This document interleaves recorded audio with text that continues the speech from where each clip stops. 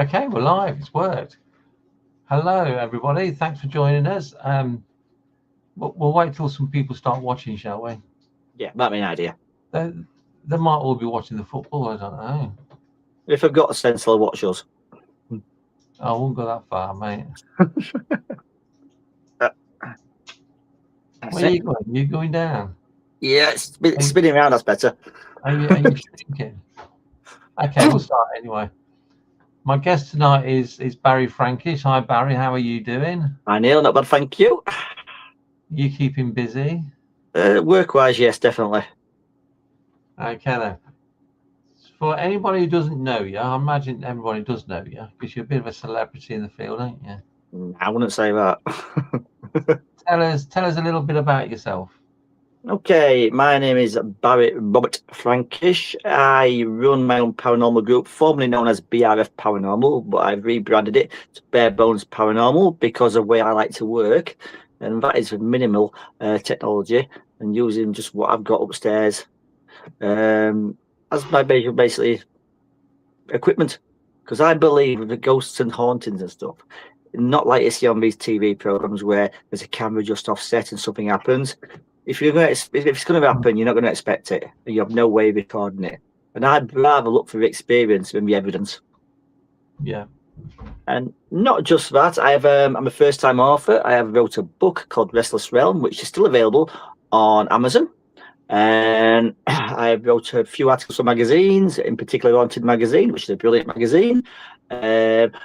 Business channel as well on Roku TV called Ghost Planet Network, which I've got a few bits on there, and I'm looking to put future content on there as well. Yeah. What else is it? I'm also creating a concept known as haunted hikes, where I take a guest with me walking routes of alleged hauntings, rather than looking for ghosts walking their footpath, in their footprints, steps. Right. So where did you get that idea from then? I've always liked walk. I always like walking. I always like the outdoors. And I think for me, I had a few years back, as probably people know, I had a bit of an elf scare. And I think for me, walking and getting outdoors, it's quite therapeutic. And I've got a good pair of boots, and I just walk for miles. And thinking, after these locations people go to out of beaten track, I mean, there's history there as well. It's not just in buildings and graveyards, cemeteries, and stately homes and castles. There's places where people don't even consider looking for hauntings and stuff, middle fields and things like that. I mean, it's really no-brainer. And I mean, does the haunting really need the human essence as well? Because if it's going to happen, it's going to happen when you're not expecting it. And I think what a place to experience it, middle of nowhere, with you and whatever. Yeah. So you're not really a big fan on all this new equipment, are you? I can tolerate it, but I'm not convinced by it all. No. I understand how it works. I have, but it's like anything I've said before. The 9 out of 10 items out there, which are technological based, are based on something else. It's original uses for something else, and it's been adapted for a paranormal world. So I mean, how can you tell? How can you detect something you don't know the base elements of? So if it's a ghost or a spirit, no one knows what it's made from. But so how can you create a device to look for such a thing? I mean, you've got EVPs, voice recording, which probably is most credible at the moment. But even them are flawed. You can still pick things up what aren't paranormal. So what first got you interested in ghosts and spooky stuff? This is an old question. This one. Yeah, well, you know my thoughts on this question, so I ask. I do know. I think for me, there is a particular an event what did happen many years ago when I was at school, and back in up north in Yorkshire, and we went to it was during the big school holidays, the 6-week holidays, and went to an outward bound course. And from what I understand, I think it was somewhere near Hornsey, but I have narrowed it down to 2 locations. And this camp in particular was an old World War I hospital, and you had barrack rooms. At the time, there was the hospital wings, and but it'd been adapted into a boys' dorm, a girls' dorm, and a recreational dorm.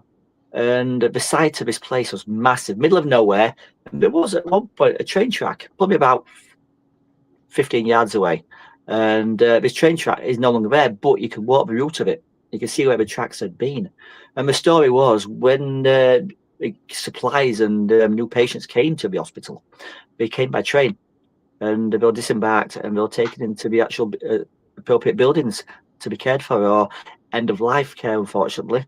There was a story that there was an haunting around there. And one of the chaps who actually was looking after us, we actually called him Magnum because he looked a bit like Tom Selleck at the time, who built a Ferrari. And we were all in the recreational dorm playing board games, because these are the days before social media, so we actually did things. We got our hands dirty and played things and done all sorts of stuff. I mean, I did have a childhood. And we all saw these beautiful, really ornate, brilliant, really bright, bluey green, turquoisey lights for about 4 foot off the ground, and they were both swinging together, probably about 5 foot from each other. And we thought it was a little bit weird because we'd been walking down the area during the day, and there was nothing there, nothing to create any sort of light like that. So we panicked a little bit and sent us back to his dorms. And that night, no one really slept. So because each toilet block was at the end of each dorm, and no one would go to a toilet run. It was a case of either wait till morning or go in groups. But the chap who was looking after us, Magnum, he was locking up the surrounding area, make sure gates and things were locked and make sure things were secure. And he said he saw this woman wearing like a big brown smock, and she was at least 6 foot tall. It did prominently say she was really tall. Yeah. And she was wearing a wooden yoke on her shoulders with 2 lamps on it. And apparently she looked right at him. And we thought, I mean, that for me, I mean, at the time it was a bit over apprehensive, and we couldn't really fathom it. But going back now, I think for me, that's what started it. That curiosity, because I would love to go to back to that location. And it's if I can find where it is and remember where it is, I'm going back. So that's up north where you come from then? That was north, yes, somewhere up north, yes, because it was about an hour and a half, 2 hour drive on the coach, because we all went by coach. Oh, right. So many years ago. Sorry?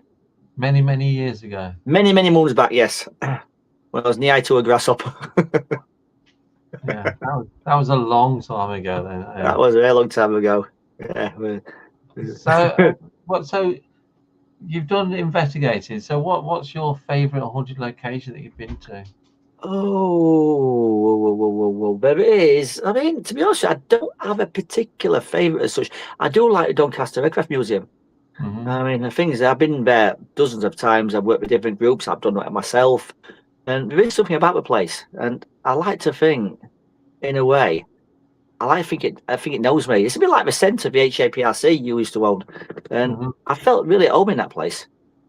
And that was a favourite of mine as well, because I mean, as you know, I used to lock up there now and again and look after the teams. And I think in a way, you become part of it. Yeah.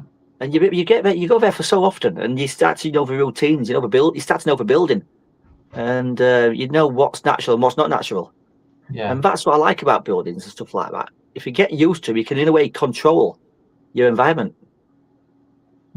So do you think to build a good picture of you need to keep going back time and time again to the location? I think so, yes. It's all very well good having these one-off locations and things, but I mean, it's like people have said before, they might go to a location, for example, East Drive in Pontefract.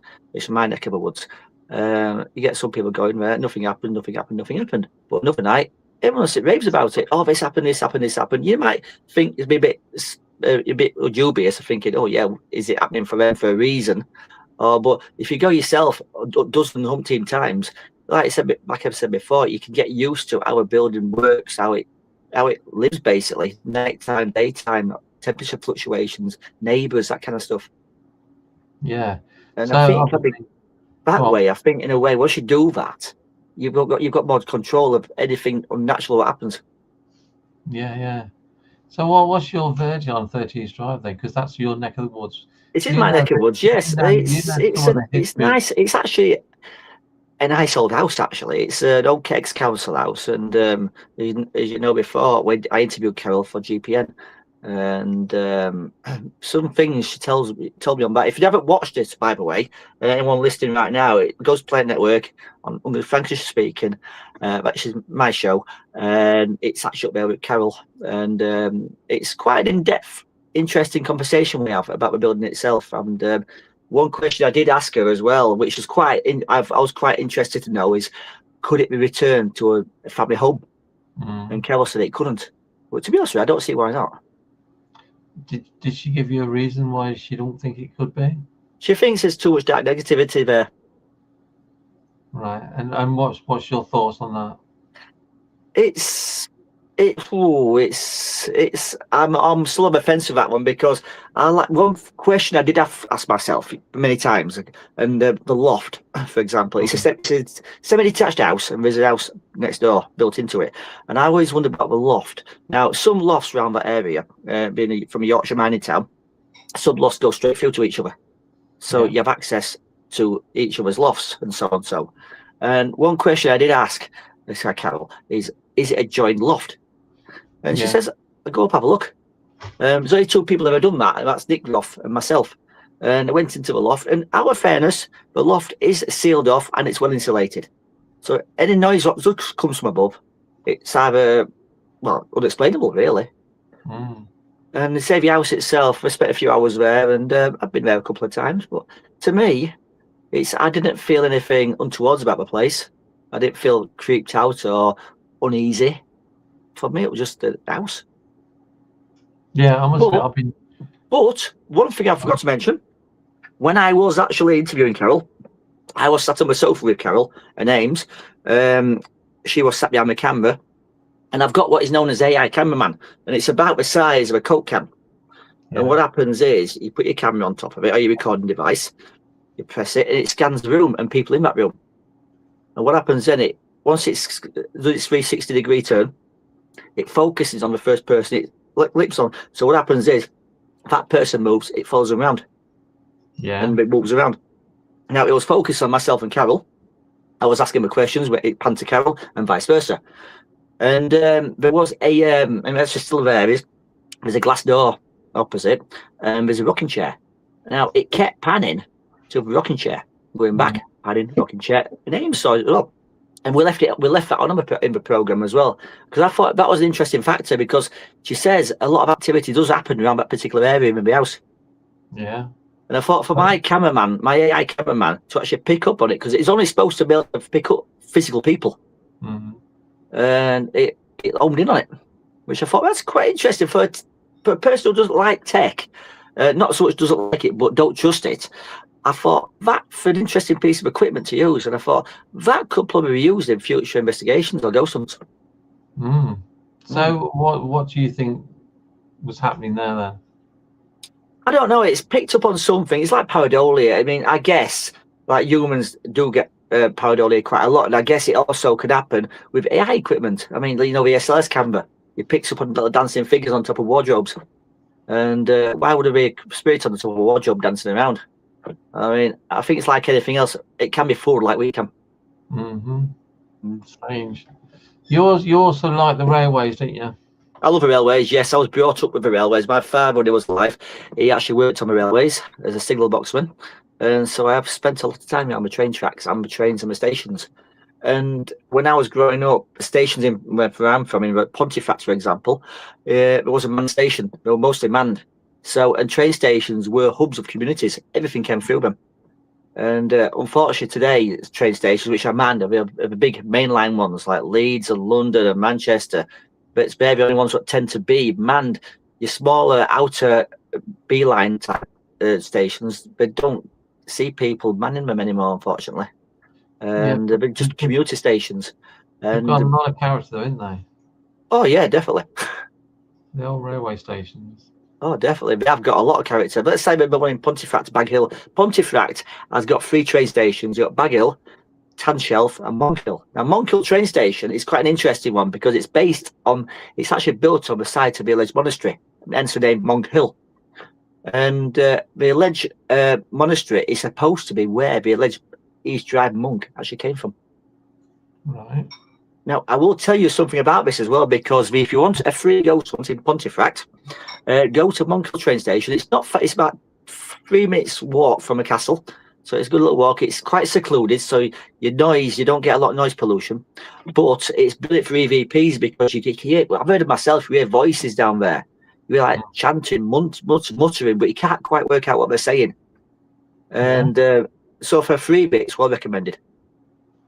But like I said before, train stations, there's something about train stations, the history of these things, everything came by train.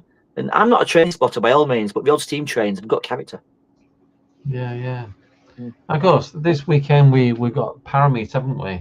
We have, I believe, yes. Are you looking forward to Parameet? I am actually, yes. I'm doing a talk, as you know, on Sunday. I believe I'm the last one, so I do apologise in advance. Well, you see, that's why I put you on last, because to kick everybody out. Yeah, everyone's going home. Got last bus. So, can you remember your first visit to Parameet? I can actually, yes. It was a strange one, that one. It wasn't at Sketchley either. No, it wasn't. It was the first one we did, wasn't it? It was, yes. And I was very apprehensive about the place. So we actually go in that day, and I weren't in the best frame of mind. And the support I got, I cannot forget it. Have you seen some of the photos that have been going on Facebook? There's at least 2. I've seen a few going around. Yes, I've not had a chance to look on much this week recently, but popping on when I can. But no, it's like happy memories, ain't it? Yeah, I think you made a lot of people cry at the end of the Parameet. Not me, of course, because I'm a hard. No, you're a tough old boot, ain't you, Daniel? Definitely old. So what are you talking about this weekend then? Can you tell I am talking about. I'm actually titling it the Victorian Ghost Hunting Time Traveller, because it's a favourite. It's not a favourite as such, but it's one of my favourite films of all time. It's nothing fancy. It's the H.G. Wells Time Machine. Yeah, I mean, it's a film I've always loved. I mean, I know there's another version of it. There's 2 versions out there, but I mean, the film itself, it tells a story, and it's from a time when CGI didn't take over everything, and it's based in the Victorian era. And I thought I could integrate that into my talk, and I'm looking at the paranormal through the eyes of a time traveller from the Victorian era to the future. So looking at the Victorian methodologies and stuff, and things a Victorian gentleman, for example, would be used to, bring him to modern day and his reactions and thoughts to modern ways of doing things, and looking into the future with a few predictions as well. Sounds interesting. So that is something. It's not something I've done before, but it's like I'm going to try it and see how it fares. And so basically, it's a prototype talk. So you're going to have a time machine on stage there? Oh, I'd love a time machine. Yeah, I guess. Well, I'll see if I can find the theme music to the time machine then. I say it's out of all the films that's out there, the time machine I think is my ultimate favourite. The original one. Yeah. It's a simple classic. It tells a story, and it's an interesting theory. I mean, a big machine. The thing about time machines with people on films, like we say, for example, Back to the Future, the time machine moves. It goes somewhere. Where H.G. Wells, to the time machine, it's dormant in one location. It stays there. It's a time around it what moves. Yeah.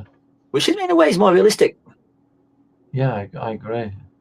It is classic. I didn't like the newer version so much, I must admit.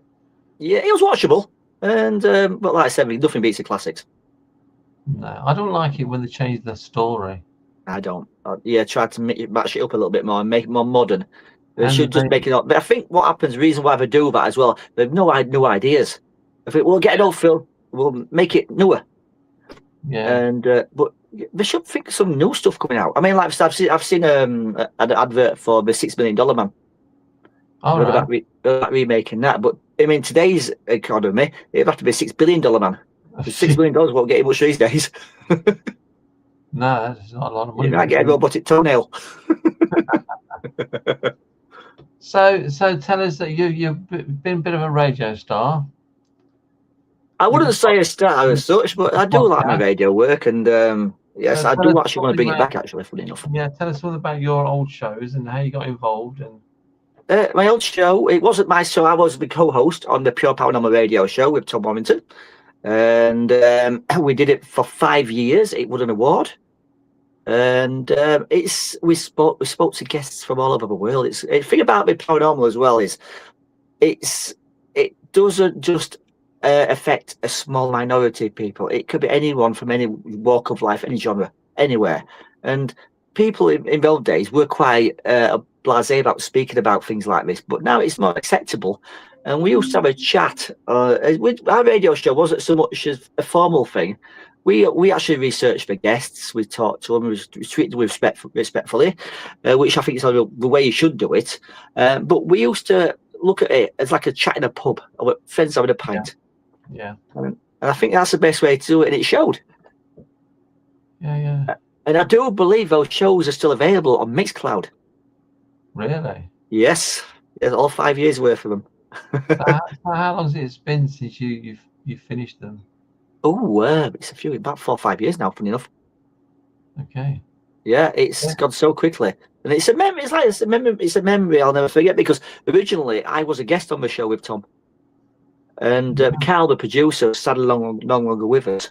He said, "You two hit it off, Billy. We need to make a show together." Really? Yeah, and we did. And I know Carl offered me my own show as well, but at the time commitments and the work commitments and stuff, I couldn't do it. I couldn't actually give it the time it deserved. Yeah. But you know, I've always it's something I fancy going back into as well, going back full time into the radio. All right. So do you fancy doing something like a podcast then? I have done podcasts. I do have a podcast which I put to bed for a little bit, Frankish Speaking, which went on to GPN. Yeah. That was created during COVID. And similar kind of thing, talk to guests and that, and look at why they believe what they believe and experience what they experience, and their views and opinions on things, from the good and the bad. And I like talking to people. You like talking. Let's face it, you just like talking. Well, if you don't listen to me, who cares, eh? No one listens to me, so you can join the club. So if anyone who's watching, if you've got any questions for Barry, just put them in the comments and I'll ask Barry the question. So what's the future hold for you in the field then? Future, I'm looking at more. I'll do a carry on with my bare bones paranormal, but that's a bit more. I do that when I feel I can give it the commitment it needs. Proud to be paranormal, don't forget as well. I'm a creator, ambassador of Proud to be paranormal, which is something I created about 4 years back now, and Worldwide Paranormal T-shirt Day. Now, this is coming up next month, the 25th, Saturday, the 25th of July. And basically, it's an event where you don't have to travel to. Anyone from all walks of the world, part of life, from any part of the planet can all participate in this. And all you need to do is wear a T-shirt or paranormal attire and take a photograph. And whether you're a group, whether you're an individual investigator, you write books, you podcasts. If it's paranormal, join in. Put your T-shirt on, your paraphernalia, take a picture, post that picture online, accompanied by the hashtag Proud to be Paranormal, and it will all link together. And the last few years it's been doing it. It's been phenomenal. And I'm hoping it'll carry on a bit like a snowball, because we've got ambassadors from Scotland, Australia, and the Americas. The whole world gets involved. So it's not just a local thing. And it's basically that stemmed off from something I felt like giving back to the paranormal, because as you know, Neil, I went bad time, and it was a paranormal world that helped me. So in my way, it's my way of giving something back to it. Your signal's breaking up a bit, mate. Oh. It's Nuneaton. It's not really with it, is it? Not used to electricity. It's not moved into the 20th century, early 21st century. Gaslights. Not saying a word. So, and of course, you won an award last year at I Paramount. did win an award, which I guess I've got pride. It's got pride of place. My little ghosty. I'm not going to win one this year because I've not done anything worthy enough to win anything this year, which I appreciate. Let somebody else have a chance. But it's a proud moment in my little paranormal life, and it's a community award, which, in a way, I think Proud to be Paranormal has contributed towards it. Yeah. Yeah. Andy Linden says, look forward to seeing us both on Saturday, because they are coming Saturday. It's going to be very busy Saturday and Sunday, you know. Yeah. We've sold more tickets this year than ever before. That's brilliant. That's brilliant. The road trips ticket sales is rubbish. Yeah. Which is a bit disappointing. I think you need to plug it. You need to plug it more, Neil. Maybe have a little stand there and plug what you do. Oh, yeah, I've got leaflets I'm going to hand out. We'll see. We'll see what happens. So, of course, you wore your now famous shirt at the awards. I've actually contemplated, because I was supposed to be getting a suit this year, but I'm actually, ironically, couldn't find the right one. I've still got the shirt, but I don't know whether to wear it or not. Do I give it a rest or do I bring it back out? It's old hand now, isn't it? Yeah, I'm thinking I might retire it. You need a ghost suit, the full suit. Like Madal Nopkirk. Yeah, a white ghost suit. Yeah. Because I've been looking at suits now, but ones I couldn't, the ones that I don't think were deemed suitable enough or not quite right. But there'll be future power meets, and there'll be more time to get things like this involved, and more like with the mask rather than Jim Carrey's a mask and his green suit on. But yeah, I was contemplating wearing it this year, but I think I'll retire it. So you're just going to become normal then? What do you consider to be normal? Yes, on Sunday I'll be dressing up in my waistcoat and my Victorian-esque type, ready for my talk. Saturday, I'll come casual, posh, if that makes sense. Smart. So were you proud to be paranormal? Are you surprised how well that's taken off? I am actually, yes. Yes, so it's humble beginnings, and because it's basically it's for everybody out there, not just myself, not just our little group. It's anybody involved with paranormal who actually is proud of what they do. And I know people get flack from a paranormal about being a paranormal from people. You hear it every day. Oh, it's basically a lot of that over. You don't get anything. It's why you're chasing shadows. I mean, to be honest with you, no one knows what's happening out there. It's all guesswork and speculation. And I thought, why should people stop doing what they love doing? And just because someone's got an opinion, what they don't like, I say stuff that, and be proud of who you are, what you do. There's nothing to be ashamed of. Yeah, there's a saying it's an awesome idea. Thank you. And they say it's creating something like that, and it's taken off so well. I'm quite staggered by that. Yeah. And from humble beginnings. But I know I won't be able to carry on with it forever and ever and ever. I mean, I'll pop it myself one day. I'd like someone to take it over one day, maybe. And carry on. It's from grassroots origins to where it's eventually getting bigger and bigger. Yeah, and I think there's one person in particular sort of pushed you into this, didn't he? Yes and no. Yeah, I know what you mean. Yeah. I know exactly what you mean, but it's the idea. But it wasn't directly because of that person, but I thought it did encourage a little bit of it. Yeah, he advertently encouraged you to do it.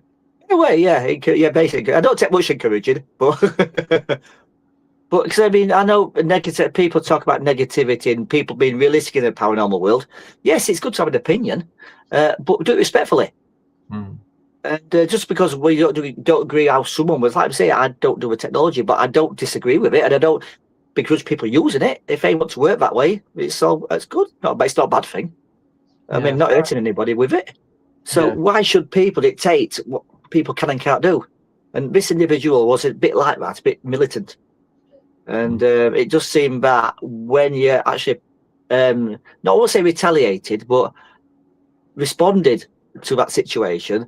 They didn't take it that well and claimed harassment and bullying, and you know what? It's And I thought it's people like that what give a paranormal world and the people within it the reputation it's partially got. Yes. And I thought, you got people like that, you don't need people like that. You got some brilliant people in the field, and they don't deserve treatment like that. Yeah, crazy. That was a crazy time, wasn't it? Okay, the word para-unity gets bandied about a lot. What do you reckon to that? It's another again. It's getting power. It brings back to people have asked me about it, and they're proud to be paranormal. Is it para-unity? It's not.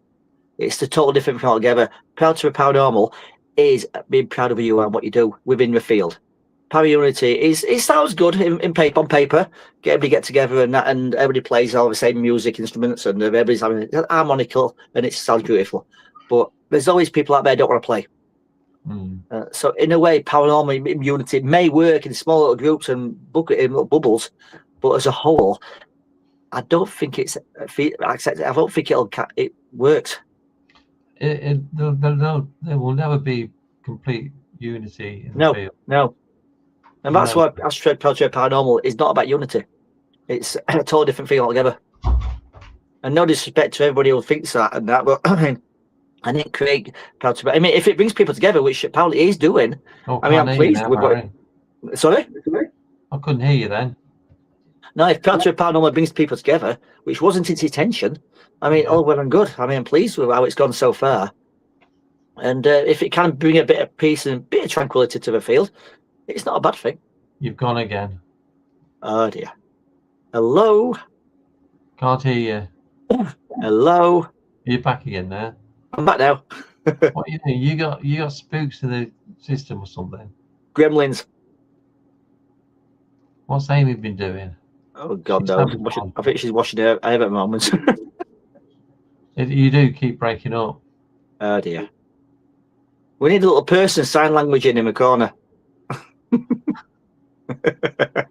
The internet signal down underneath it must be really, really bad. It's 7 little hamsters on that wheel. Having to run, poor little things having to run twice the speed of sound, basically. Gone again. Hello. Hello. You're gone again. Oh. You're back again. I'm back again. Yeah, this is weird. It is weird. I don't understand. I can hear you. Yeah, but you're okay. Then you just there's a click and you completely cut off. Oh dear. Yeah, I can hear you okay, but yeah, that's because I'm in England. We're with the times, mate. You've got electricity. Yeah. We've not got the hamster going around the wheel. Yeah, well. Gone again. Hello. I can hear you. Back again. No, you're gone again. What? Talk again. No, you're Hello. frozen. Yeah, I got you again. Yes, stay there, please. Internet gods, stay where you are. Weird. Yeah. That's another thing. Technology can be wonderful, but can be a pain in the ass as well. Yeah, you certainly can be that. Yeah. People can hear you, can hear us both, but you just every now and again you cut out. Yeah.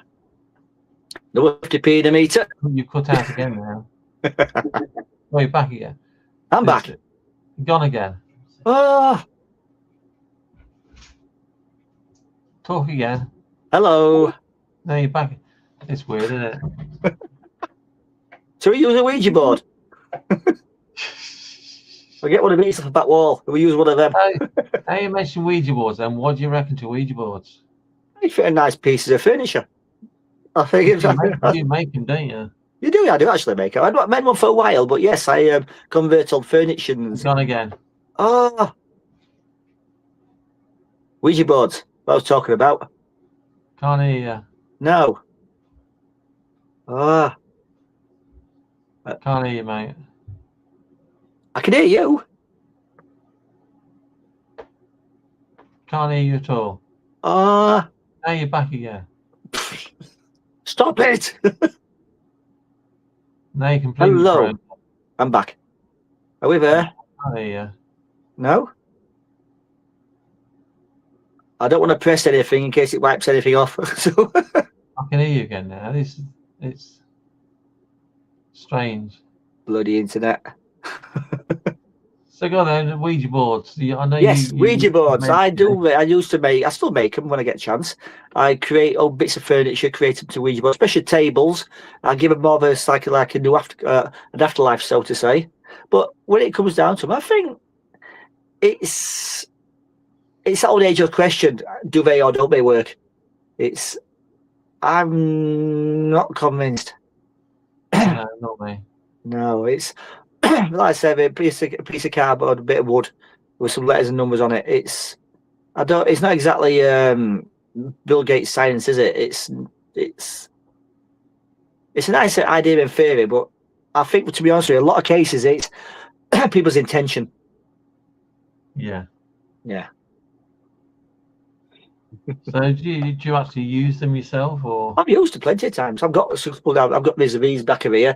I've got a couple downstairs when I used to do events, but I don't mind people use them. I mean, I'd respect people's opinions with them. I mean, some people don't like to use them, but I don't have a problem with them. So what do you think to this idea that they're evil and you shouldn't be touched? And it's a load of marshmallows, to put it nicely.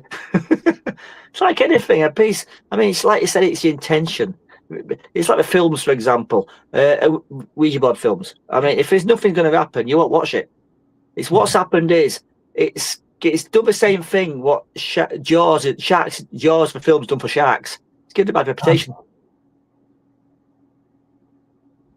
Yeah, I totally agree with that, because I went to see Jaws when I was 15 when it first came out. I've never been in the sea since.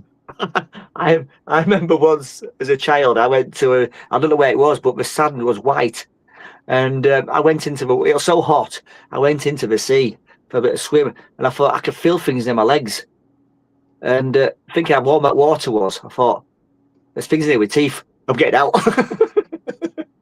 And we actually went to see it again because it's the 50th anniversary. Or 50th. Yeah, it was back on a cinema the other week, and we all went. And it still terrified me. The film Jaws. I must admit, I've never seen a film that scared me. Oh, Jaws did me. I think, to be honest, because I know they're not real. It's I've never seen. It's people show me films, recommended films to me. I thought, nah, it don't scare me. You've seen The Exorcist? I've seen The Exorcist, yes, the original one. Yeah. Yep, yeah. That terrified me. It still, it didn't do anything for me. I thought, yeah, I've seen the older films. I used to love watching the Hammer House of Horror films. Oh yeah, I like them. Yeah, I thought they were proper acting and proper characters, and I thought Christopher Lee, Peter Cushing, and vampires, and thought, yeah, I grew up with those. Yeah, so what do you reckon? Do you believe there's all this negativity around it? You know, these demons and all this horrible stuff. It's people. End of the day, it's like with good and bad people. You get people good intention, you get people with selfish intentions, put it that way. And it's like anything. If there is something spiritual out there, not that we know if there is, they're going to have the same. They've got the same demeanor about them as when they were alive. They're going to have the same characteristics about them. And it's like most people are good. 9 out of 10 people you come across are good people. Yeah. And it's like, I guess it's the same in the spirit world. I mean, everybody associates hauntings with negativity, but it's not always the case. A lot of these places you go to, which are picture haunted, the person that's haunting the location is because they've enjoyed it being there, which I think is quite a nice way of looking at things. Yeah. So do you watch paranormal shows on the telly and the YouTube then? I haven't watched a paranormal show for a long, long time. There was a post the other day which I commented on about Great British Ghosts. Oh yeah. And I think for me, that was the best program out there. I agree with you. Yeah, because I've got 2 series. I've got one on DVD. I've got both on DVD, but I had to go to America ironically, for the first series. My British Ghosts to go to America for it. It's crazy. You couldn't get it over here. And but it's like when Michaela Strachan go to locations, actually not looking for ghosts, actually talk about people's experiences, tell a bit of a story, which I thought is more plausible. Look at witness accounts and things, and it was more down to earth. Yeah. It weren't exaggerated for camera or anything. It was just, it's better than running around in a dark room screaming your eyeballs out. There's a demon. It's just, that doesn't do it for me. Yeah. Do you think there seems to be a bit of a craze on YouTube and on the telly? There is. It's I think what it is. It's scary. People have got bored with the word ghost. Even though ghost means to be. I'll say even. Hello. Can't hear you. No. Hello. Keep talking. Yeah. The word ghost means to be a. Can't hear anything. No. No, you're frozen. Hello. Can you hear me now? Can't hear anything at all. No. Oh, you're back. Back. I heard a weird noise then. Yeah, the word ghost means to be aghast. It's a label. And a ghost is a replay of a past action, a past event. And it's like anything, you've got more chance of seeing a ghost, which a ghost is not, there's no consciousness behind it. And it's like a replay. It's like a videotape, for example. What happens is you could, with VHS tapes, you might want to watch something on TV, film it, record it. Before you've got no tapes left, I'll tape over something else. So you put your sellotape over it, put it in, press record. And what happens then is you watch a new film, but because it's laid on top of the old film, you might get remnants of the old film coming through. Yeah. And I think life's a bit like that. In the paranormal, you're watching modern film life today, but you might still get remnants of that old film coming through. And that's what people work out to be a ghost. Yeah, it's weird, isn't it? It is a strange old world. So do you like watching horror films now? Yeah, I like proper psychological horror films, not the jump scare ones and things. I like a story, like Woman in Black, for example. It tells a proper story. I don't like horror films at all. No, horror films these days are all the same. I think they're getting desperate now, and they can't think of new ideas.